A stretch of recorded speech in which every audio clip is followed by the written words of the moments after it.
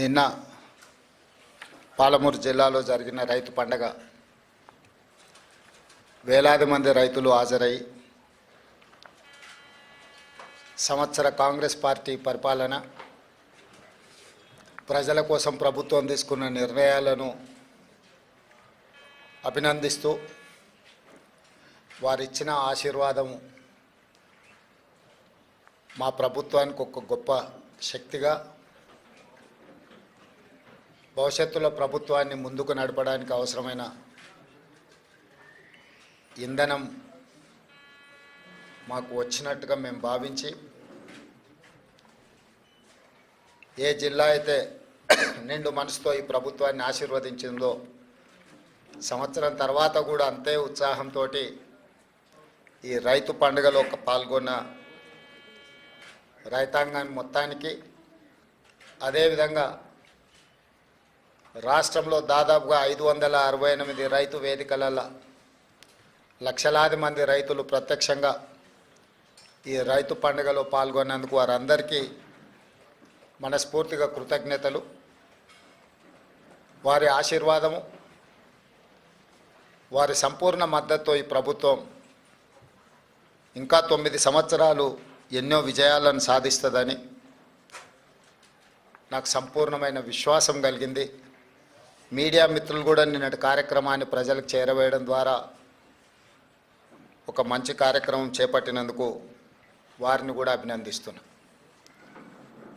ముఖ్యంగా కొన్ని వాస్తవాలను మనం చర్చించుకొని ఈ వాస్తవాల ప్రాతిపదికన భవిష్యత్ కార్యాచరణ నిర్ణయించుకుంటే రాష్ట్ర రైతాంగానికి, మహిళా లోకానికి, విద్యార్థులకు ఒక మంచి పరిపాలనను అందించడానికి ఈ ప్రభుత్వానికి సాధ్యమవుతుంది. ముఖ్యంగా జూన్ 2, 2014 తెలంగాణ రాష్ట్రం ఏర్పడే నాటికి ఆనాటి యూపీఏ 1, యూపీఏ 2 కాంగ్రెస్ పార్టీ అధికారంలో ఉండే అటు రాష్ట్రంలో కేంద్రంలో 16,000 కోట్ల రూపాయల మిగులు బడ్జెట్తో 69,000 కోట్ల రూపాయల అప్పులతో ఈ రాష్ట్రాన్ని చంద్రశేఖరరావు గారికి కాంగ్రెస్ పార్టీ అందించడం జరిగింది. సరిగ్గా 10 సంవత్సరాలు పూర్తి చేసుకొని మళ్ళీ చంద్రశేఖరరావు గారి నుంచి కాంగ్రెస్ పార్టీ అధికారాన్ని చేపట్టే నాటికి 7 లక్షల కోట్ల రూపాయల అప్పు, ప్రతి నెల 6,500 కోట్ల రూపాయలు ఆయన గారు చేసిన అప్పుకు అసలు మిత్తి చెల్లించే పరిస్థితిలో ఇందిరమ్మ రాజ్యము ప్రజాప్రభుత్వం ఏర్పడ్డది. వాస్తవంగా 7 లక్షల కోట్ల రూపాయల అప్పు ఉందన్న సంగతి ఆ 10 సంవత్సరాలలో ఏ సందర్భంలో కూడా ఆర్థిక నిపుణులు కానీ, రాజకీయ విశ్లేషకులు కానీ, గత ప్రభుత్వంలో బాధ్యత వహించిన చంద్రశేఖరరావు గారు కావచ్చు, హరీష్ రావు గారు కావచ్చు, లేదా ప్రభుత్వంలో ఆర్థిక మంత్రిగా పనిచేసిన ఈటల రాజేందర్ గారు కావచ్చు, ప్రజలకు ఏ రోజు వాస్తవాలను తెలుసుకునే అవకాశం కానీ వివరించే ప్రయత్నం కానీ జరగలేదు. మేమందరం వివిధ మార్గాల ద్వారా సేకరించిన సమాచారము ప్రభుత్వాన్ని శాసనసభలో కానీ వెలుపల కానీ నిలదీసినప్పుడు ప్రతిపక్షాలు అబద్ధాలు చెప్తున్నాయి. ఈ రాష్ట్ర ప్రజల మీద మేము అప్పుల భారాన్ని మోపలేదు, అద్భుతమైన పరిపాలనను మేము అందిస్తూ ఉన్నాం, తెలంగాణను బంగారు తెలంగాణగా మేము మార్చినామని చెప్పి ఆనాటి ప్రభుత్వం సందర్భం వచ్చినప్పుడల్లా ప్రతిదాడి చేస్తూ పోయింది. సరే, ఏది ఏమైనా డిసెంబర్ 7, 2023 నాడు మేము అధికారం చేపట్టిన రోజుకి, అధికారం చేపట్టిన వెంబడే డిసెంబర్ 9, 2023 నాడు శాసనసభ సమావేశాలు ఏర్పాటు చేసి మేము వైట్ పేపర్ రిలీజ్ చేయడం జరిగింది. ఆస్తుల విషయంలో, అప్పుల విషయంలో, విద్యుత్ విషయంలో, సాగునీటి ప్రాజెక్టుల విషయంలో ప్రధానంగా అధికారంలోకి వచ్చిన వెంబడే వాస్తవ పరిస్థితులను ప్రజలకు వివరించడం ద్వారా వాస్తవ పరిస్థితులను అంచనా వేసుకొని ప్రభుత్వాన్ని నడపాలన్న ఆలోచనతోని వివరించినాం. ఆ వివరాల ప్రకారము 7 లక్షల కోట్ల రూపాయలు తెలంగాణ రాష్ట్రం మీద అప్పులను చంద్రశేఖరరావు గారు మోపినరు. వారు తెచ్చిన అప్పులకు అసలు మిత్తి ప్రతి నెల 6,500 కోట్ల రూపాయలు ఇప్పుడు మేము కడుతున్నాం. ఆ లెక్కన ఏ రకంగా రాష్ట్ర ఆర్థిక పరిస్థితి దిగజారిందో, క్షీణించిందో ప్రజలందరూ అర్థం చేసుకోవాలి. ఉమ్మడి రాష్ట్రం నుంచి వచ్చిన అప్పుల ప్రకారము సంవత్సరానికి 6,500 కోట్ల రూపాయలు అసలు మిత్తి కట్టే పరిస్థితి నుంచి చంద్రశేఖరరావు గారు దిగిపోయే సమయానికి ప్రతి నెల 6,500 కోట్ల రూపాయలు అసలు మిత్తి కట్టే పరిస్థితి వచ్చింది. అయినా అధైర్యపడకుండా ఇచ్చిన గ్యారంటీలను అమలు చేస్తూ, అందులో ప్రధానంగా రైతు సంక్షేమం అనేది, రైతును రాజును చేయడమే లక్ష్యంగా పండిత్ జవహర్లాల్ నెహ్రూ గారి నుంచి మొదలు పెడితే డాక్టర్ వైఎస్ రాజశేఖర రెడ్డి గారు ఉమ్మడి రాష్ట్రంలో ముఖ్యమంత్రిగా బాధ్యత చేపట్టి ఇచ్చిన ఉచిత కరెంటు వరకు రైతులే మా ఎజెండా, రైతుల తలరాత, రాజ్యం చేపట్టే వాళ్ళు మారుస్తారని కాదు, రాజ్యంని చేపట్టే వాళ్ళ తలరాతనే రైతులు మారుస్తారని నమ్మిన మేము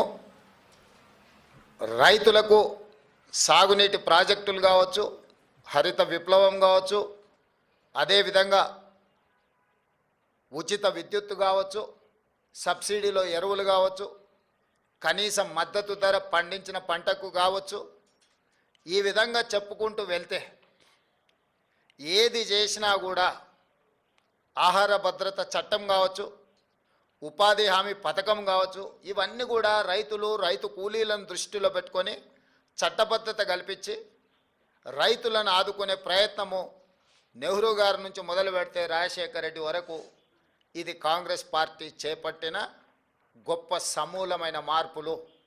ఈ సమూలమైన మార్పులతో రైతుల జీవితాలలో సంపూర్ణమైన వెలుగులు వచ్చినాయంటే రాలేదు.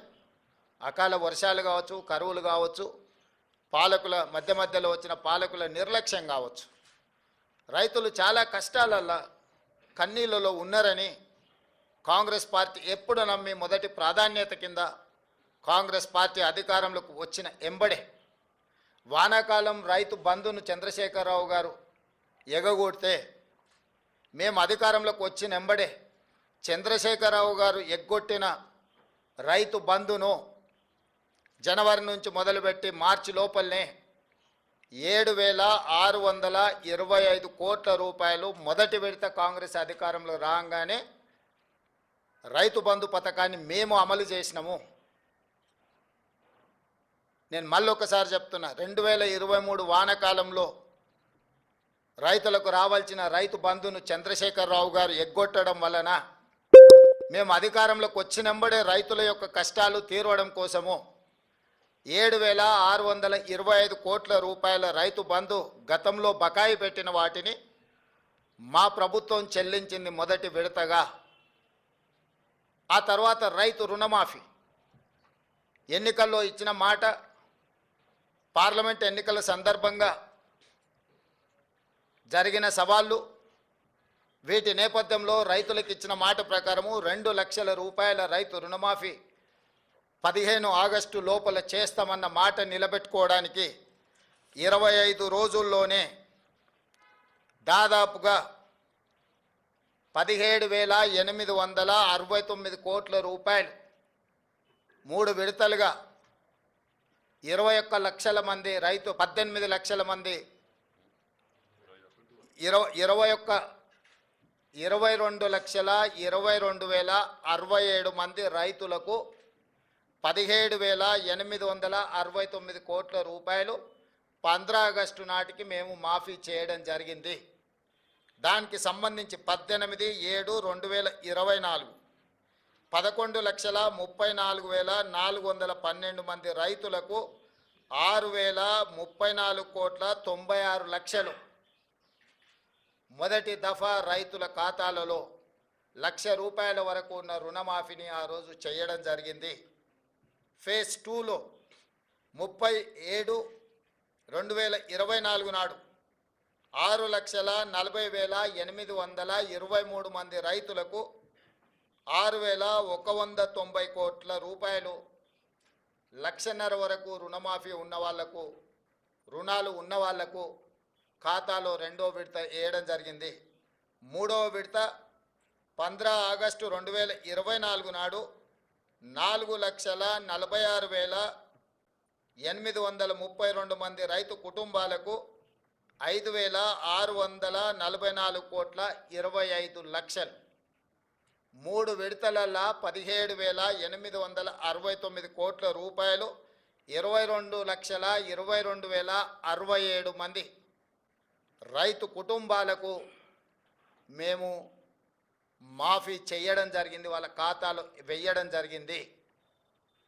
నిన్న 30/11/2024 నాడు 2,747 కోట్ల రూపాయలు మహబూబ్ నగర్ జిల్లాలో చివరి విడతగా 4వ విడతగా గతంలో సాంకేతిక లోపాలతోటో లేదా రేషన్ కార్డుల విషయంలో కొంత గందరగోళం ఉండడమో లేదా బ్యాంకులు వివరాలు అందించడంలో కొంత తాత్సారం చేయడమో రకరకాల కారణాల చేత 3,13,897 రైతు కుటుంబాలకు 2,747,67,00,000 నిన్న వాళ్ళ ఖాతాలో వేయడం జరిగింది. టోటల్గా 25,35,964 రైతు కుటుంబాలకు 20,616 కోట్ల రూపాయల 89 లక్షలు ఈరోజు రైతులకు రుణమాఫీ చేసిన చరిత్ర కాంగ్రెస్ పార్టీది. కాంగ్రెస్ ఇచ్చిన 2 లక్షల రూపాయల రుణమాఫీ గ్యారంటీది.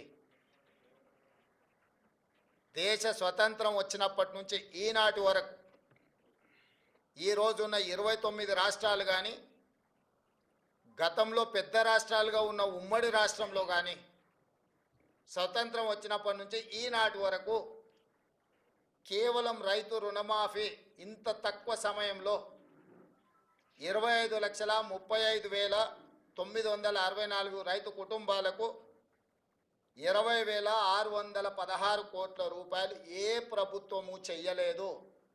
గతంలో మా ప్రభుత్వం కూడా ఇంత పెద్ద ఎత్తున రైతు రుణమాఫీ చెయ్యలేదు. ఈ దేశంలోనే ఇది గొప్ప రికార్డ్. అయినా బీఆర్ఎస్ నాయకులు పదే పదే రైతు రుణమాఫీ గురించి రకరకాలుగా మాట్లాడుతున్నారు. నేను వారు చేసిన వివరాలను ఒకటి పోల్చి చూసుకోవడానికి, పాత్రికేయ మిత్రులు విశ్లేషించడానికి కొన్ని వివరాలు నేను చెప్పదలుచుకున్నాను. 2014లో వాళ్ళు ₹1,00,000 రుణమాఫీ గురించి హామీ ఇచ్చారు.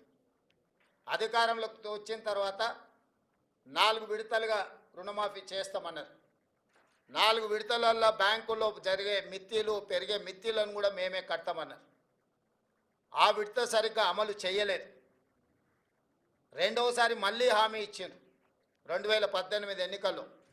2018 ఎన్నికల్లో కూడా ₹1,00,000 ఏక మొత్తంలో రుణమాఫీ చేస్తామని చెప్పిన ప్రభుత్వం ఆనాడు వాళ్ళకు చెయ్యలేదు. చివరికి ఎన్నికలు సమీపించిన సమయంలో ఔటర్ రింగ్ రోడ్డును అమ్మి హడావిడిగా రుణమాఫీ చేసింది ఎంత అంటే వాళ్ళు 21,35,557 మంది రైతులకు 11,909 కోట్ల 31 లక్షల రూపాయలు మాత్రమే రుణమాఫీ చేసిండ్రు. 4.5 సంవత్సరాల తర్వాత వాళ్ళు రుణమాఫీ చేయడం వల్ల ఈ ₹1,00,000 రుణము తెచ్చుకున్న వాళ్లకు ఇందులో వడ్డీ ఎంత పోయిందయ్యా అంటే 8,578 కోట్ల 97 లక్షలు.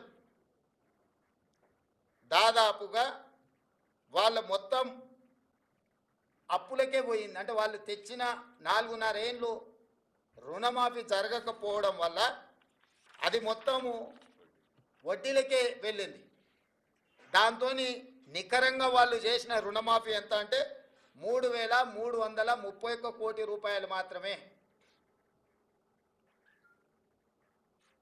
సింపుల్గా చెట్టు కింద లెక్కలు చెప్పాలంటే వాళ్ళు ఇచ్చింది 2018 నుంచి 2023 వరకు 5 సంవత్సరాల పరిపాలనలో చంద్రశేఖరరావు గారు ముఖ్యమంత్రిగా రైతులకు 11,909 కోట్ల రూపాయలు రుణమాఫీ చేసిండు. ఆ రుణమాఫీలో వడ్డీ 8,578 కోట్ల రూపాయలు వడ్డీ కింద పోయింది. కేవలం 3,331 కోట్ల రూపాయలు మాత్రమే అసలు కింద జమ అయింది. 5 సంవత్సరాలలో ఆయన చేసిన రుణమాఫీ 3,331 కోటి రూపాయలు. వారు ఈరోజు సంవత్సరం తిరగకంటే ముందే దాదాపుగా 20,616 కోట్ల రూపాయలు రుణమాఫీ చేసిన మమ్మల్ని తప్పు పట్టాలని, దోషిగా నిలబెట్టాలని ఏదో ఊబలాట పడుతున్నారు. ఇది రైతులు గమనించరా? రైతులకు అర్థం కాదా? ఎందుకంటే రైతు అప్పు తెచ్చుకున్నది రైతు, మిత్తి చెల్లించింది రైతు, రుణమాఫీ జరగక బాధపడ్డది రైతు. ఈరోజు మేము వేసే సొమ్ము రైతుల ఖాతాల్లో ప్రత్యక్షంగా పడుతుంది. కాబట్టి తద్వారా రైతులు ఎంత ఆనందంగా ఉన్నారో ఈ విషయాలను పరిగణలోకి మీడియా మిత్రులు కూడా తీసుకోవాలి. ఇప్పుడు మీరు రైతు బంధు వానాకాలము బకాయి పెట్టి పారిపోతే మీరు పెట్టిన బకాయిని కూడా వస్తానే 7,625 కోట్ల రూపాయలు మేము చెల్లించిన వానాకాలం రైతు బంధు. ఇప్పుడు ఇందులో కూడా మీరు చాలామందికి ₹1,00,000 వరకు ఉన్న రుణాలు మీరు చెల్లించకపోవడంలో, అసలు మిత్తి ఏది చెల్లించకపోవడం వల్ల 20 లక్షల మంది రైతులు దాదాపుగా కొత్తగా తీసుకున్న రుణాలు కాదు, 2018 నుంచి 2023 వరకు మళ్ళీ రెన్యువల్ చేసుకున్నారు ఆ అప్పును వాళ్ళు. ఇవాళ వాటన్నిటినీ మేము చెల్లించాల్సిన పరిస్థితి వచ్చింది. అందుకే మేము 12/12/2018 నుంచి 9/12/2023 వరకు ఆ 5 సంవత్సరాలలో బ్యాంకులలో తీసుకున్న అన్ని అప్పులను మేము కట్టినాం.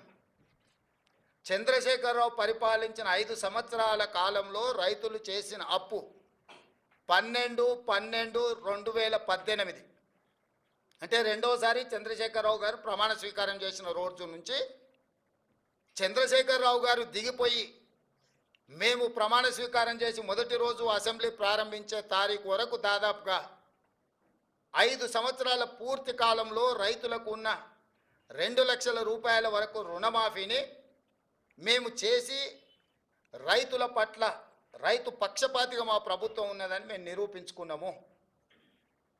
అది రుణమాఫీ విషయం.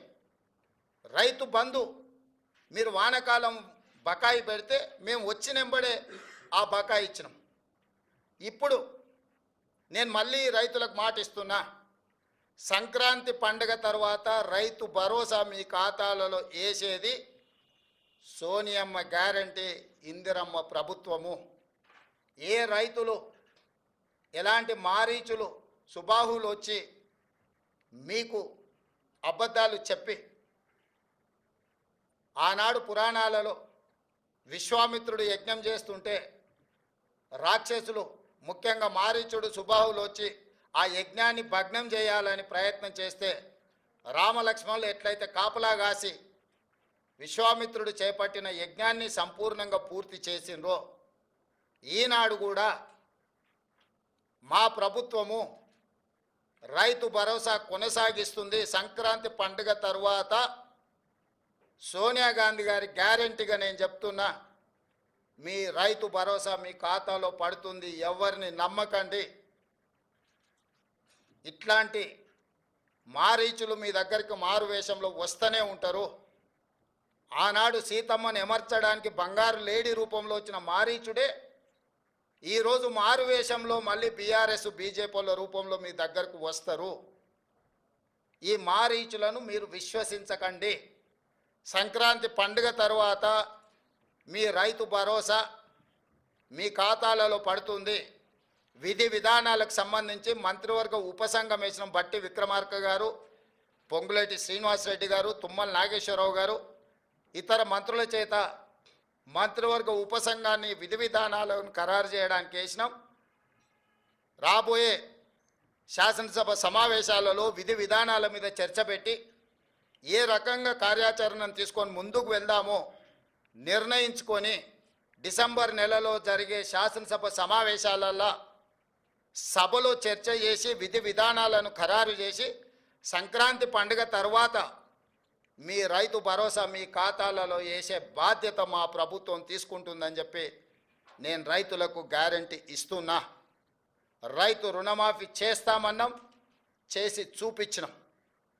రైతు బంధు చంద్రశేఖరరావు గారు బకాయి పెట్టి పారిపోతే వాటిని కూడా 7,625 కోట్ల రూపాయలు రైతుల ఖాతాలో మేము వేసినాము.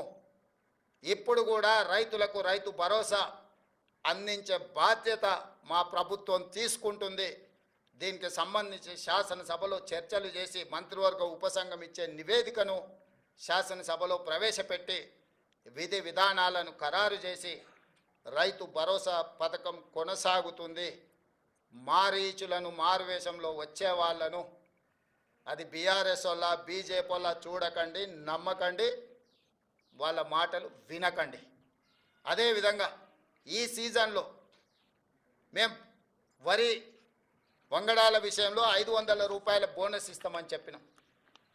చాలా అపోహలు సృష్టించే ప్రయత్నం చేసిండ్రు. ఎవరయ్యా అంటే గతంలో వరేస్తే ఉరేసుకున్నట్టే కొనుగోలు కేంద్రాలే ఉండవు, కొనుగోలు కేంద్రాలు ఎత్తేసినాము, ఎవరు పండించుకుంటే వాళ్ళ కర్మ అని చంద్రశేఖరరావు గారు ముఖ్యమంత్రిగా అధికారికంగా వారే మాట్లాడి చెప్పారు. ఒకటి కొనుగోలు కేంద్రాలు మూసేస్తున్నాం, కేంద్రం కొనడం లేదు కాబట్టి మేము కూడా కొనడం లేదని బాధ్యత కలిగిన ఆనాటి ముఖ్యమంత్రి గారే మాట్లాడినరు.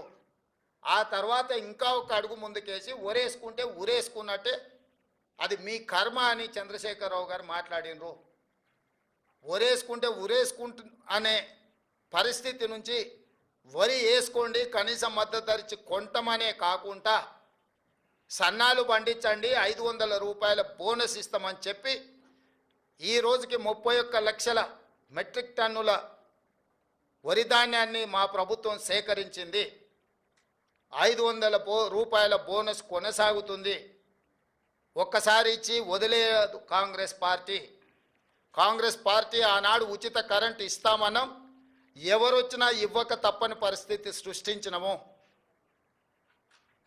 ఈనాడు సన్నాలు పండించిన వాళ్ళకి 500 రూపాయలు బోనస్ ఇస్తామన్నాం, వానాకాలం ఇచ్చినాం, రేపు వచ్చే సీజన్కు కూడా 500 రూపాయల బోనస్ కొనసాగుతుంది. అయితే రైతులకు నిపుణులు తెలంగాణ సోనా, బీపీటీ, హెచ్ఎంటీ ఇట్లాంటి వంగడాలు వేస్తే ఎక్కువ ఉత్పత్తి వస్తుంది, రైతులకు మేలు జరుగుతుంది అని చెప్పి కొంతమంది శాస్త్రవేత్తలు మాకు చెప్పడం జరిగింది. అందుకే నేను రైతులకు సూచన చేస్తున్నా, తెలంగాణ సోనా, బీపీటీ, హెచ్ఎంటీ లాంటి వంగడాలు వేస్తే మీకు పంట అధికంగా వస్తుంది. ఇవి తెలంగాణలో ఎక్కువగా తింటారు. ఎందుకు ఇలాంటివి ఏమంటున్నాం, చాలా రకాలు ఉన్నాయి, 31 రకాలు ఉన్నాయి సన్నాలకు సంబంధించి మేము జీవో ఇచ్చినాం. కానీ తెలంగాణలో ఉండే ప్రజలు అత్యధికంగా తినేది తెలంగాణ సోనా, బీపీటీ లేకపోతే హెచ్ఎంటీ. ఈరోజు రేషన్ షాపులలో సన్న బియ్యం ఇస్తామని మాట ఇచ్చినాం. మన తెలంగాణ రైతులు తెలంగాణ భూముల్లో పండించిన వడ్లు కొని వాటిని బియ్యంగా మార్చి పేదలకు రేషన్ షాపులో అవే బియ్యం ఇవ్వాలనుకుంటున్నాము. ఈరోజు సంక్షేమ హాస్టళ్లలో ఎస్సీ, ఎస్టీ, బీసీ, మైనారిటీ గురుకులాలు, కస్తూర్బా స్కూళ్ళు, ఏ ప్రభుత్వ పాఠశాలలలో భోజన పథకం అమలు జరుగుతుందో వాళ్ళందరూ కూడా సన్న బియ్యంతోనే భోజనం పెట్టాలి. అది తెలంగాణ నేల మీద పండిన పంటలతోనే వాళ్ళ కడుపు నింపాలన్న ఆలోచన చేస్తున్నాము. నేను రైతులకు విజ్ఞప్తి చేస్తున్నా, మీరు నాణ్యత కలిగిన సన్న వడ్లు పండిస్తే అవి బియ్యంగా మారి తిరిగి మన పేదల కడుపు నింపడానికి అవకాశం ఉంటుంది. ఈరోజు మీరు పండించే సన్న వడ్లు ఎఫ్సిఐకో ఇతర రాష్ట్రాలకో తరలించకుండా తెలంగాణ ప్రజలకే మళ్ళీ బియ్యం రూపంలో పేదలకే పంచాలనుకుంటున్నాం. కాబట్టి మీరు పండించే పంట మళ్ళీ మన వాళ్ళే భోజనం చేస్తారు. కాబట్టి దాని పట్ల కూడా తెలంగాణ రైతాంగం సన్నాలు పండించాల్సిందిగా నేను సూచన చేస్తున్నా. కాబట్టి ఈ విషయాలలో ఎలాంటి అపోహలకు తావు ఇవ్వకండి మీడియా మిత్రులారా. మీ వైపు నుంచి కూడా సహకారం అవసరం ఉన్నది. ఏంటంటే ఈ పథకాలు అమలు చేయడమే కాదు, అమలు చేస్తున్న విధానం కూడా ప్రజలకు చేరాలి. ఆ విధానాన్ని వివరించాల్సిన బాధ్యత రైతు బిడ్డలుగా మీ మీద ఉన్నది.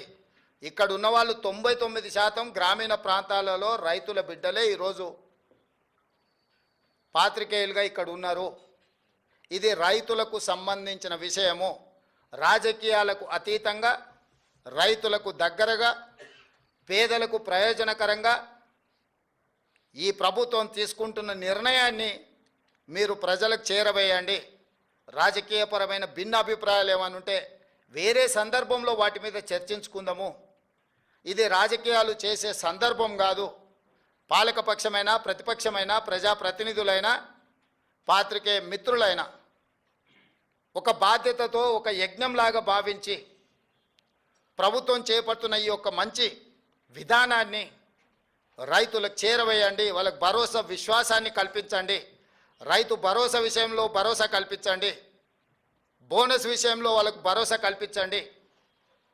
ఈ ప్రభుత్వం రైతుల కోసమే ఉన్నది. వ్యవసాయం దండగ కాదు, వ్యవసాయం పండుగ చెయ్యాలి.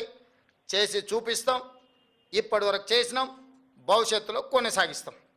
సార్, రైతులకు అంటే మీరు ఇచ్చినటువంటి కార్యక్రమాల హామీలు కానీ మీరు కనీసం ప్రజల్లోకి తీసుకెళ్ళలేకపోతున్నారు. మీ ఎమ్మెల్యేలుగా, మీ ప్రజాప్రతినిధిగా ప్రభుత్వం కానీ ప్రజలకు ఈ యొక్క కార్యక్రమాన్ని కూడా అనుకున్నంత స్థాయిలో తీసుకెళ్ళలేకపోతుంది. అదే అందుకే ఇంతకుముందే మీ బాధ్యత అదే గుర్తు చేసిన. మామూలుగా చిన్నపిల్లలు అంటారు చూడు, సేమ్ టు యూ అని.